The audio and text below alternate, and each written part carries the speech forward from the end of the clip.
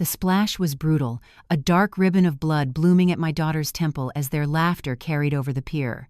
"She can swim, stop the theatrics," Sterling said, while the SUV taillights smeared red across the lake. My throat burned. The water looked black enough to swallow a prayer.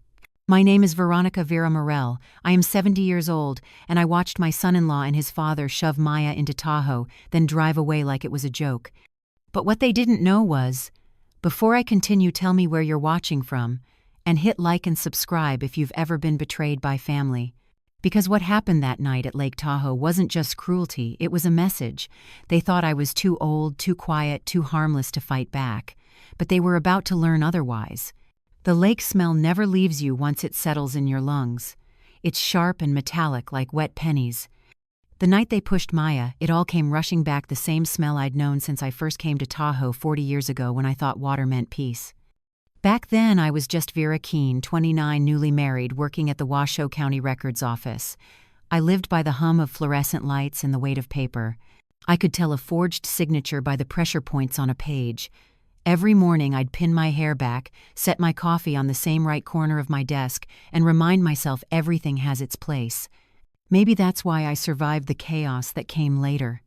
Patrick, my husband, used to call me his archivist of souls. He thought it was charming that I needed order to breathe. We had one child, Maya, my whole reason for staying sane through every shift and sleepless night. I remember the first winter after Patrick's heart attack. The house smelled like paper and dust. The world became a file I didn't want to open. Maya was 15, then quiet and graceful, her eyes already carrying a kind of apology I couldn't name. I caught her folding Patrick's sweaters one night, pressing her face into them to breathe in the scent. I didn't cry. I just labeled each box "Keep Donate Archive." That's how I cope with boxes, labels, systems. I didn't know it then, but my obsession with keeping records would one day save her life. Maya grew into the kind of young woman people liked immediately. Gentle voice, careful smile, always trying to make everyone comfortable, even if it meant setting herself on fire for their warmth. She met Colin Whitby at a corporate event. I helped staff one of those over-polished fundraisers with crystal glasses and men named after presidents. He was charming in the way snakes are charming, smooth, shiny, hard to read until they strike. Sterling Whitby, his father, was a different breed, old money, old power, the kind of man who called judges by their first names. He ran luxury resorts and golf properties, and every gesture he made screamed, "I own this room." When Colin proposed, Maya was radiant. The wedding was in their backyard. Sterling's backyard, sprawling lawn overlooking the water. White chairs, linen napkins, a live quartet. I wore a mauve dress that didn't quite fit my shoulders and smiled so hard my cheeks hurt. During his toast, Sterling raised his glass and said, "In this family, we look after our own. Always." Everyone applauded. But I saw the way he looked at me over the rim of his glass, me, the county archivist from Reno, who didn't belong among suits worth more than her car. That look said, "You may have raised her, but she's ours now." I didn't know it then, but that sentence, "we look after our own," wasn't a promise. It was a warning. After the wedding, Maya drifted. Phone calls became short, her laughter more practiced. When I visited their lake house for the first time, I noticed little things: makeup concealer under her sleeve, the way she tensed when Colin reached for her waist. She said she'd slipped while cleaning the deck. I wanted to believe her. I wanted to believe any version of the truth that didn't make me hate myself for letting her go. Then came the games. At first, harmless things. Family challenges, Sterling called them. Jump in the lake for the first snow. Retrieve the bottle from the dock before it sinks. Maya would play along, always smiling, always proving she wasn't too soft. She wanted them to love her. God, she needed them to. I saw it in her eyes, the same hunger I once had for approval that never came. One night after dinner, I heard them laughing outside. It was late, the air cold enough to sting. Sterling and Colin were egging her on again, daring her to swim across the cove. She hesitated, hugging herself. "I'll catch a cold," she said. Sterling chuckled. "Then we'll buy you a better immune system." They laughed. She laughed, too small and shaky, and stepped into the freezing water. That was 2 years before the night of the accident. I started keeping notes then, not out of paranoia but habit. Times, dates, small details: who was there, what was said, which bottle of wine was opened. A mother's intuition is never wrong, it's just often ignored. One entry still haunts me. The 14th of August 2004. Jonah Beale drowning same lake. Case sealed in 6 days. That file came across my desk years ago when I was still working for the county. The cause was listed as accidental fall during night fishing, but the signature on the coroner's form didn't match the deputy's. It was a small thing, the kind only an archivist would notice. I flagged it mentally, then filed it away because that's what I did with everything that hurt. Maya visited less often after that. The one time she came alone, she sat at my kitchen table, hands trembling around her mug. "Mom, they just joke differently," she said. "They don't mean harm." I looked at her wrists, thin, pale, with a faint bruise near the vein. "Jokes don't leave marks," I said. She smiled, a quick flicker. "Don't worry, Mom. It's fine." I didn't press. She needed peace more than she needed truth. I thought I could protect her quietly from a distance. I was wrong. That Thanksgiving, the Whitbys invited me again. The house smelled of roasted duck and cigar smoke. Sterling dominated the table conversation. Colin poured the wine. Maya refilled glasses and laughed too loudly. When she tripped slightly, Colin gripped her elbow too tight, fingers white against her skin. His mother-in-law, Mrs. Whitby, said lightly, "Careful, dear. Grace isn't inherited." Everyone laughed. I excused myself to the kitchen and stood there staring at the glistening turkey knife, wondering how something so shiny could cut so deep. That night, as I drove home, snow began to fall. I pulled over at a gas station and called my brother Noah. "It's starting again," I told him. He didn't ask what I meant. He never does. "Keep your notes, sis," he said. "One day they'll matter." He was right. When I finally retired from the archives, I thought I could rest. But order doesn't sleep. My apartment filled with labeled binders, taxes, phone bills, medical records, even grocery receipts. People called me obsessive. I called it survival. You don't live decades in a system built to erase women like you without learning to build your own. I thought Maya had escaped the erasure. She had a house, a husband, a family name that opened doors. But privilege can be its own kind of prison, one with expensive locks. Sometimes I'd stand at my window in Reno looking out over the streetlights and wonder if she was happy. I'd imagine her laughter echoing over the lake. I'd tell myself that the way she looked over her shoulder at the wedding, that small flicker of uncertainty, it was just nerves. I didn't know it then, but that flicker was the first spark of fear. And by the time I saw it again reflected in the black water, it was too late. The last autumn before everything broke began with a smell, wet pine and bourbon. The Whitbys hosted their annual lake house retreat, an excuse for business partners to toast, men to boast, and women to serve drinks in cashmere. I told Maya I wouldn't come. She called 3 times, her voice brittle as glass. "Mom, please. It would mean a lot if you came. They respect you." Respect. I almost laughed. People like the Whitbys didn't respect, they assessed. I went anyway. The drive from Reno to Tahoe felt longer than usual. The road snaked through gold aspens, their leaves spinning in the wind like coins. I counted every curve, every mile marker, just to keep my hands steady on the wheel. When I reached the estate, the air was cold enough to sting. The lake mirrored the sky, gray, bottomless. Sterling greeted me first. "Vera," he said with that slow politician's smile, "still keeping the government honest." "Trying to," I replied. He chuckled, patting my shoulder like he was touching a fragile museum exhibit. "Well, here you can relax. No records, no red tape, just family." I smiled thinly, biting back what I wanted to say. Family doesn't need lawyers to feel safe. Maya came running from the patio. She looked radiant, at least from far away. Up close, the exhaustion showed. Her foundation couldn't hide the faint bruise near her collarbone. "Oh, Mom," she whispered, hugging me. "I'm so glad you came." Her voice cracked on the last word. Inside the house looked more like a museum than a home, walls of dark wood, glass cases of awards, photographs of Sterling shaking hands with mayors and senators. A fireplace roared, but the warmth stopped 5 feet away, like the air itself refused to share. Dinner was tense. Colin poured wine with exaggerated charm, brushing against Maya's shoulder like he was claiming ownership. When she laughed too softly, he leaned close and murmured louder, "Sweetheart, people might think I'm boring you." I saw Sterling watching, eyes narrow, faintly amused. Later that night, I went out onto the porch for air. The lake shimmered under the moon, black and calm. That's when I heard voices, male, low, deliberate. Colin and Sterling. "She's getting soft," Sterling said. "She's fine," Colin answered. "Just tired." Tired. Sterling's voice hardened. "The Whitby name doesn't carry weakness. She should be grateful. You could have married anyone." "She knows that. Make sure she remembers." The silence that followed was thick, dangerous. I didn't move, didn't breathe. When they finally went inside, I stood there for a long time, my nails digging into the wood railing. I wanted to go to Maya to grab her hand and drive her away from this polished nightmare, but she was an adult now, and I had learned the hard way that people in love will defend their chains. Instead, I went home the next morning, but something had changed. I began to dig. Old habits die hard.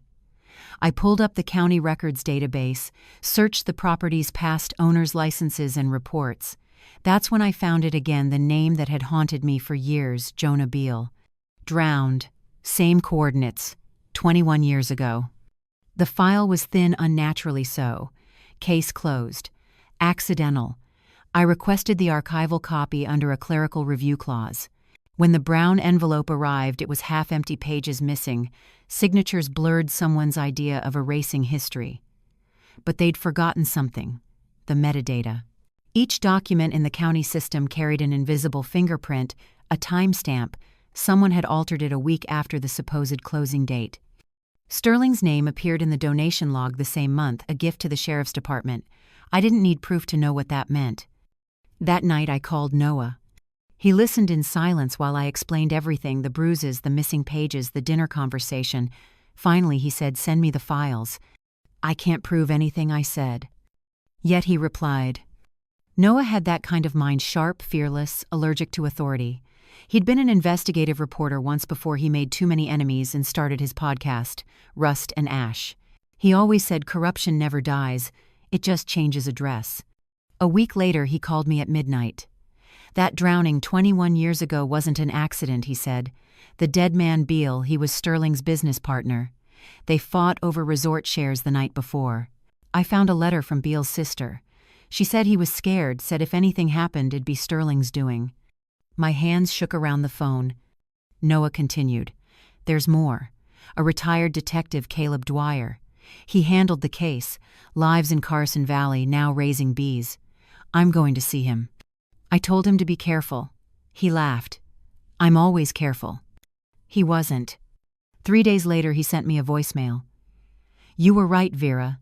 Dwyer says he was paid off cash and threats.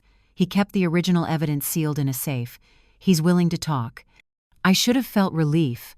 Instead, I felt dread, because the last time someone went against Sterling Whitby, they ended up at the bottom of a lake. I started a blue binder, my just in case. Every email, every printout, every photo, labeled dated, protected. I didn't realize it, but I was already building a weapon. Then came the early frost. Maya called one Sunday morning. "Mom, can you come up next weekend? Sterling's throwing a small dinner. Just family." Her tone was off, flat, mechanical. My gut tightened. I almost said no, but then I heard her pause, a soft intake of breath, like she wanted to say something but couldn't. "All right," I said. "I'll come." That weekend would change everything. The drive up was silent. The lake shimmered under a sky so blue it felt cruel. When I arrived, the air was thick with smoke from the grill. Laughter floated from the deck. Garrett, no, Sterling and Colin were already drinking. I could smell the scotch from the driveway. Maya waved when she saw me, that same too bright smile, as if my presence might keep her safe. "Mom," she called, "you made it." I saw it then, the slight tremor in her hand, the bruise near her jaw. My stomach dropped. The men were loud, restless, the kind of drunk that thinks it's invincible. Sterling's voice cut through the air. "Too cold for you city girls." Maya laughed weakly. "It's freezing out here." "Back in my day, we swam till November," he boomed. Colin chimed in. "Maybe we should test how tough she is, huh, Dad?" That line, the tone, the mockery, it all felt rehearsed, a ritual they'd done before. My chest went cold. "Leave her alone," I said. "You're drunk."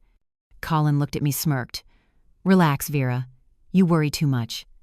I wanted to scream, to grab Maya and run, but before I could move, Sterling stood up, towering eyes glassy. "Come on, sweetheart," he said to Maya. "Let's see if the Whitby blood's rubbed off on you." Maya laughed a strangled sound. "Please don't." They didn't listen. They grabbed her arms, 2 men twice her size, and dragged her toward the pier. Her scream cut through the wind. I ran after them, shouting her name, my knees burning. "Stop!" She hit her head. The splash came next. A dull, sickening sound. Then laughter. "She can swim," Sterling said. I screamed until my throat tore. They walked away. When the SUV engine started, something inside me stopped. Not my heart, something deeper. The part of me that still believed justice was a process. I ran to the water, my shoes sinking in the mud. I saw her face surface, once pale, blood-streaked. Then she sank again. The rest was a blur, sirens' cold hands, a stranger's voice shouting orders. Maya alive, but barely. But one memory stands above all the chaos when I made that second call. The one after 911. "Noah," I whispered, staring at the lake that had taken and almost taken again. "They're heading home now." He didn't ask questions. He just said, "Do what you do best." And I did. Because I knew this wasn't over. It was only beginning. The hours after the accident moved like static white noise and flashing lights. I remember the ambulance doors closing on Maya's limp body, the siren cutting through the cold, and the paramedic's voice telling me to follow in my own car. I didn't cry. I couldn't. Grief felt too organized for what was inside me. This wasn't grief, it was precision. At the hospital in Reno, the air smelled of antiseptic and burned coffee. The walls were too white, too calm for what had just happened. I stood at the intake desk and gave my name, my daughter's name, the words head trauma and cold shock. The nurse nodded mechanically, already lost in paperwork. When they wheeled Maya into the ICU, her face was blue-gray hair tangled with lake weeds. I followed, pressing my hand over my chest just to remind myself I was still breathing. The doctor's voice came through the haze. "She's stable.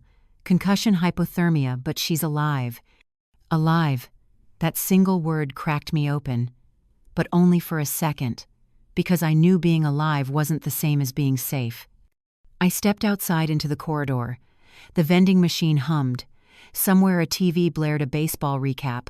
That's when my phone buzzed. "Unknown number," I answered. Vera Morrell, a voice said low and gravelly. "Who's this?" "This is Abel Torres, the ranger from Tahoe. I was the one who pulled your daughter out. I just wanted you to know." He hesitated. I had my body cam on. My breath hitched. "You recorded everything?" "Yes, ma'am. It's standard procedure during emergency response. It's on file at the ranger station, but I can make you a copy if you file an evidence request." "Don't," I said quietly. "Not yet. Just keep it safe." That night, I didn't sleep. I sat in the ICU waiting room, the smell of bleach seeping into my clothes. My brother Noah called at 3 a.m. "I've already started," he said without preamble. They went home like nothing happened. Sterling made a call to a man in Incline Village, someone on the county board. "He's trying to make this go away before morning." Of course he was. Sterling didn't believe in consequences, only in invoices. "I'll handle it," Noah said. "You stay with Maya. I'll dig." "No," I told him. "We both dig." But quietly. He didn't argue. He knew my tone. By morning, the hospital had that stale smell of old coffee and despair. A young nurse, Kendra, walked up holding a clipboard. "Mrs. Morrell," she said softly, "we had to change your daughter's linens. There was an item left for her flowers." She gestured to a large arrangement of white lilies on the nurse's desk tied with a black ribbon. A note dangled from it, written in elegant handwriting. "Don't make a sheen drama queen." For a moment, everything inside me stopped. The paper shook in my hands. "Who delivered this?" I asked.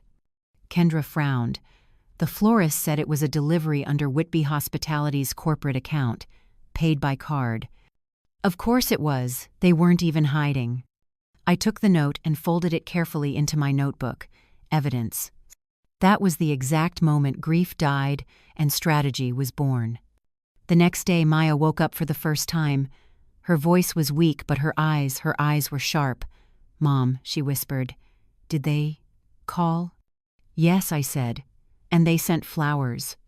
Her lips trembled. He said it was a joke. He said I overreacted. I reached for her hand. "You didn't. And we're not done." She turned her head toward the window, tears sliding silently into her hair. Later that afternoon, Noah showed up. He looked older than I remembered, graying beard, dark circles. He carried his leather satchel like a weapon. "I have something," he said, dropping a flash drive into my palm. Security footage from the marina. One of the yacht club members, Mrs. Rena Cho, had cameras facing the dock. Sterling paid for a new system last year. What he didn't know is that the installer mirrored the feed to the old hard drive. Tam Rowe pulled the files for me.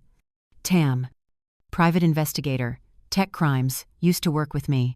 We plugged the drive into my laptop in the hospital cafeteria. The footage was grainy but clear enough. Maya standing near the edge of the pier, wind whipping her hair. Colin and Sterling behind her laughing. Then the shove, a splash. My throat tightened. Noah froze the frame. "This isn't a joke, Vera. It's attempted murder." I leaned back, staring at the screen. "No," I said slowly. "It's evidence." He gave me a long look. "You're thinking like the archivist again." Because that's exactly who they underestimated. We spent the rest of the day in my apartment in Reno. My dining table became a war room: binders, photos, printed receipts, every scrap of paper that could tell a story. I labeled each one: date, source, chain of custody. By midnight, a plan had formed. We weren't going to shout or threaten. We were going to document, to catalog every lie until the system itself couldn't ignore it. I looked at the blue binder sitting open on the table. My handwriting filled the margins, precise and steady. "We'll make them drown," I said quietly, "not in water but in their own paperwork." Noah smiled faintly. "Now you're speaking my language." I didn't know it yet, but by the next week, that binder would become the most dangerous thing in Sterling Whitby's world. 3 days later, the first warning came. I was sitting in the hospital cafeteria, sipping cold coffee, when the lights flickered. The nurse at the counter frowned and tapped the register. Nothing. Moments later, the fire alarm blared, short, sharp, and wrong. It wasn't a drill. Everyone rushed for the exits. I grabbed my purse and ran toward the ICU, my heart pounding like I'd been running for years. When I reached Maya's room, 2 security guards were already there. The smell of smoke filled the hall, but it wasn't real smoke. It was chemical from a small canister tossed into the linen closet. A distraction. Someone had tried to get in through the back stairwell. A door latch had been forced. The nurse, Kendra, pale and shaking, said she saw a man in a maintenance uniform walking away moments before the alarm. He didn't work there. I knew instantly it was a message. That night, when the chaos settled, I called Noah. "They're testing me," I said. "They're scared," he corrected. "That's a good sign. Scared men do stupid things, dangerous things." The next morning, Tam Rowe drove up from Sacramento. She was short, sharp-eyed, ex-tech crimes. She wore black jeans, a hoodie, and a face that didn't know fear. She unpacked her laptop like a surgeon preparing for an operation. "You've got digital breadcrumbs everywhere," she said, connecting the flash drive to her monitor. "If Sterling's trying to scrub evidence, he's sloppy about it." His IT team deleted the footage logs from the marina cameras, but they didn't wipe the metadata. That gives us timestamps that match the ranger's body cam. She glanced up at me. "That's gold." While she worked, I gathered everything into labeled envelopes: ranger report, florist invoice, hospital log, voice message. I wasn't just building a case, I was constructing a timeline, one they couldn't rewrite. At noon, a delivery arrived, another bouquet. This time not lilies. White roses arranged perfectly sterile and cold. The card read, "We'll handle this privately, Mrs. Morrell. Don't embarrass yourself." Tam took one look and muttered, "Jesus." I photographed the flowers, the card, the receipt, then sealed them in a Ziploc bag. Kendra, the nurse, came by later with a hesitant look. "Mrs. Morrell," she whispered, "I took photos of your daughter's injuries when she came in before the doctors cleaned her up. It's against protocol to share them, but..." She slipped me a USB drive wrapped in gauze. "I thought you might need these." Her eyes glistened. "People like them. They always walk away. Don't let them this time." I wanted to hug her, but I couldn't move. My hands were shaking too much. That night I added the photos to the binder. The image of Maya's bruised temple, her torn wrist. It was unbearable but necessary. Pain turned into paper and paper turned into power. Meanwhile, Noah was digging deeper. He'd found the missing link between Sterling and the drowning 21 years ago. "Guess who handled the insurance payout," he said over the phone. "Whitby Holdings' own accounting firm. They signed off on a goodwill settlement to the victim's family 3 weeks before the case even closed." "Prepaid silence," I said. "Exactly. And get this, Caleb Dwyer, the retired detective, wants to talk. He says he kept something, a copy of the original coroner's photo. The injury doesn't match a fall, it matches a blunt strike." The puzzle pieces started snapping into place, sharp and merciless. 2 nights later, my brother's apartment door was kicked in. Not his real one, his old address. A decoy he'd left online for exactly this reason. The building's hallway camera caught it all. 2 men in black jackets, one with a crow tattoo on his wrist, breaking down the door, rummaging, leaving when they realized it was empty. Noah sent me the footage. "See, they're panicking." Tam grinned grimly. "And now we've got obstruction and intimidation. Perfect." I stared at the screen, at those faceless men who thought they could erase truth with violence. "They still think this is a story they control," I said. Tam closed her laptop with a click. "Then it's time to flip the script." The following morning, she handed me a sleek silver USB stick. "This holds everything: the Ranger footage, Marina timestamps, florist transaction, hospital, metadata, even your voice recording of the Lily's note. We'll give copies to Noah, the DA's office, and one to the press. Distributed power. They can't kill a story that's already everywhere." "Not yet," I said. "Not until the court hearing." Tam studied me. "You're waiting for something bigger." I nodded. "For them to make the next move." They didn't keep me waiting. The day before the restraining order hearing, Sterling's lawyer called. Smooth voice rehearsed politeness. "Mrs. Morrell, our clients are deeply concerned about your emotional state. Perhaps it's best you refrain from testifying. This family tragedy has taken a toll. We'd hate for you to embarrass yourself on record." I let him talk until he ran out of condescension. Then I said very quietly, "You can tell Mr. Whitby I've been filing records longer than he's been buying judges. See him in court." And I hung up. That night I packed the blue binder into my satchel. Its weight felt right, like justice had formed texture gravity. When I turned off the lamp, the room went dark except for the soft glow of my laptop screen, showing the paused image of Maya at the pier, smiling one last time before the shove. They thought they'd silenced me. But what they didn't know was that I had already learned their language proof paper process, and I was fluent in it. Tomorrow I wouldn't scream. I'd document. And when it was over, their signatures would be the ones buried under evidence. The courtroom smelled like floor polish and fear, not mine, theirs. The morning sunlight sliced through the tall windows of the Washoe County Courthouse, cutting across the polished wood tables like a blade. Sterling Whitby sat 2 rows ahead in his immaculate gray suit, calm as a man waiting for a tea time. Beside him, Colin fiddled with his tie, glancing toward the gallery as if expecting applause. There was none. Only the hollow shuffle of paperwork, the low hum of the ceiling vent, and the faint clicking of reporters' pens. When the clerk called Morrell versus Whitby, every head turned. I rose. The weight of the blue binder in my hands felt heavier than law. It felt like truth distilled into pages. My brother Noah stood near the back, phone in hand, his podcast cued and ready for release. Tam Rowe leaned against the wall, laptop open, her expression unreadable. The judge, a woman in her 50s with sharp eyes and a scar of patience carved deep into her brow, adjusted her glasses. "Mrs. Morrell, you requested an emergency protective order on behalf of your daughter. Please proceed." I stepped forward, my shoes echoing across the tile. "My name is Veronica Morrell. I'm 70 years old, and I'm here because my daughter didn't fall into that lake. She was pushed." A murmur rippled through the room. Sterling didn't flinch. He smirked. I opened the binder. The pages smelled faintly of toner and sleepless nights. "Your Honor, this isn't about family conflict. It's about a pattern of control, intimidation, and cover-up that nearly cost my daughter her life." I clicked the remote Tam had handed me. The screen beside the bench flickered to life. The first clip rolled the Ranger's body cam footage. The courtroom went still. Cold water flashlight beams, Ranger Torres's voice shouting, "We've got her, she's breathing." The timestamp matched the Marina log to the second. The judge leaned forward. "Is this authenticated?" "By Ranger Abel Torres, Your Honor." Chain of custody maintained. The next exhibit, the Marina security video. The grainy footage showed Sterling and Colin behind Maya, their laughter carried faintly by the wind. Then the shove, the splash, the men walking away. Gasps broke out. Someone whispered, "Oh my God." Sterling's attorney shot up. Objection context is unclear. This could be an accident.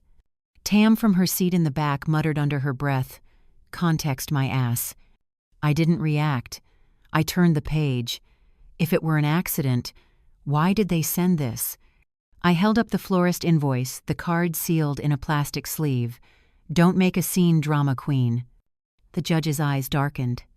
"Purchased with a Whitby Hospitality corporate card," I continued. "Time-stamped the day after the incident.